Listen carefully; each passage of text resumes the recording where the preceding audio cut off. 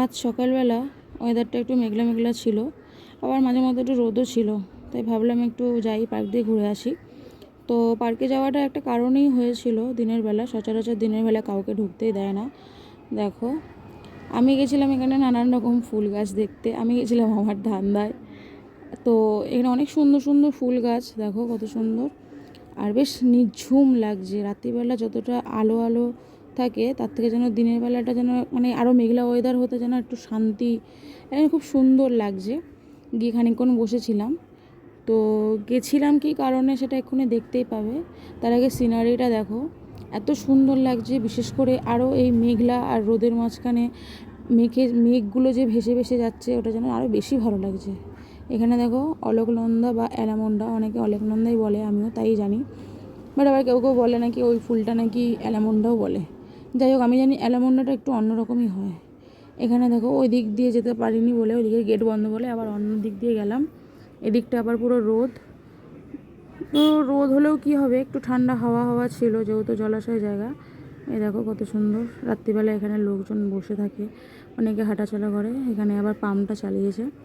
হ্যাঁ, তো এবার বলি, এই গাছটার জন্য, অশ্বত্থ গাছটার জন্য এখানটা খুব সুন্দর ঠান্ডা ওয়েদার। তো এবার বলি কেন এখানে এসছিলাম এই কারণে, পদ্ম ফুল তুলতে। দেখো কত সুন্দর পদ্ম ফুল হয়ে রয়েছে। তো পদ্ম ফুলটা তোলার কারণ হচ্ছে, আজকে আমাদের এখানে একজনের বাড়িতে এই রথযাত্রার দিনই তাদের মনসা পুজো হয় খুব বড় করে। তো তাদের পদ্ম ফুল লাগবে। তো আমার মাকে বলেছিল এনে দেওয়ার জন্য, তাই আমরা এসছিলাম দুজনে মিলে।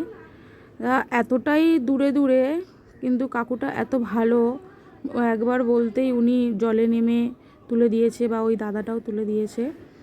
আর এই দাদাটা তো পাড়ে বসে বসে তুলে দিচ্ছিল লাঠি দিয়ে যতটুকু পারছিল।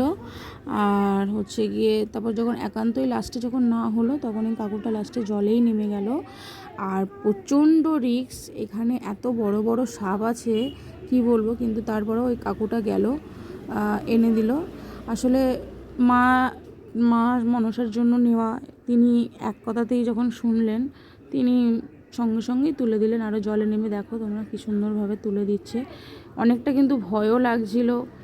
তারপরে সব ফুলগুলো তুলে নিলাম। খুব একটা বেশি ফুল পাইনি, কেননা অনেকটা দূরে আর এতটা জঙ্গলে যাওয়াটা অসম্ভব ব্যাপার।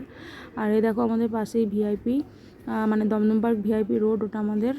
আর লাস্টে কাকুরা যে কটা পেরেছিল সে কটাই তুলে এনে দিয়েছে। মোট ওই 25টা মতন হয়েছে, আমাদের দরকার ছিল 70-80টা মতন, বাট হলো না। যে কটা হয়েছে দেখো 25টা মতন সব পুড়িয়ে গেছে। যার জন্য এই ফুল নিয়ে আসা, তার দর্শন করাবো না, সেটা তো হয় না। দেখো কি সুন্দর মায়ের মূর্তি। সত্যি মা যেন সর্বদাই সুন্দর হয়, মায়ের কোনো তুলনাই হয় না। মা তো মাই হয়।